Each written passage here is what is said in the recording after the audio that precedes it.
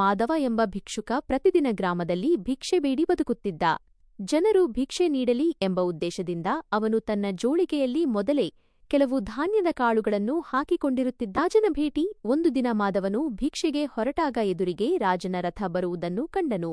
ರಾಜನು ತನಗೆ ಅಪಾರ ಸಂಪತ್ತನ್ನು ನೀಡಬಹುದು ಎಂದು ಅವನು ಕನಸು ಕಂಡನು. ಮಧ್ಯರಾತ್ರಿ 1:07. ರಾಜನ ವಿಚಿತ್ರ ಬೇಡಿಕೆ. ರಥವು ಮಾಧವನ ಹತ್ತಿರ ಬಂದು ನಿಂತಿತು.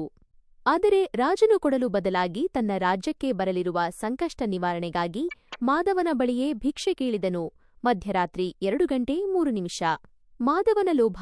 ಮಾಧವನು ರಾಜನಿಗೆ ಕೊಡಲು ಹಿಂಜರಿದು ಕೊನೆಗೆ ತನ್ನ ಜೋಳಿಗೆಯಿಂದ ಕೇವಲ ಒಂದು ಚಿಕ್ಕ ಧಾನ್ಯದ ಕಾಳನ್ನು ತೆಗೆದು ರಾಜನಿಗೆ ನೀಡಿದನು. ಮಧ್ಯರಾತ್ರಿ 2:48. ಆಶ್ಚರ್ಯಕರ ಫಲಿತಾಂಶ. ಸಂಜೆ ಮಾಧವನು ಮನೆಗೆ ಬಂದು ತನ್ನ ಜೋಳಿಗೆಯನ್ನು ಸುರಿದಾಗ ಅದರಲ್ಲಿ ಒಂದು ಕಾಳು ಬಂಗಾರದ ಕಾಳಾಗಿ ಬದಲಾಗಿರುವುದನ್ನು ಕಂಡು ಆಶ್ಚರ್ಯಚಕಿತನಾದನು. ಬೆಳಗಿನ ಜಾವ 4:11. ಪಶ್ಚಾತ್ತಾಪ. ತಾನು ರಾಜನಿಗೆ ಕೇವಲ ಒಂದು ಕಾಳನ್ನು ಕೊಟ್ಟಿದ್ದಕ್ಕೆ ಒಂದು ಬಂಗಾರದ ಕಾಳು ಸಿಕ್ಕಿದೆ. ಅದೇ ಇಡೀ ಜೋಳಿಗೆಯನ್ನು ನೀಡಿದ್ದರೆ ತನ್ನ ಜೀವನವೇ ಬದಲಾಗುತ್ತಿತ್ತು ಎಂದು ಮಾಧವನು ತನ್ನ ಲೋಭಕ್ಕಾಗಿ ಪಶ್ಚಾತ್ತಾಪಪಟ್ಟನು. ಬೆಳಗಿನ ಜಾವ 4:25. ಕಥೆಯ ನೀತಿ. ನಮಗೆ ಜೀವನದಲ್ಲಿ ಏನನ್ನಾದರೂ ನೀಡುವ ಅವಕಾಶ ಸಿಕ್ಕಾಗ ಲೋಭ ಮಾಡದೆ ನಿಸ್ವಾರ್ಥ ಭಾವದಿಂದ ನೀಡಬೇಕು.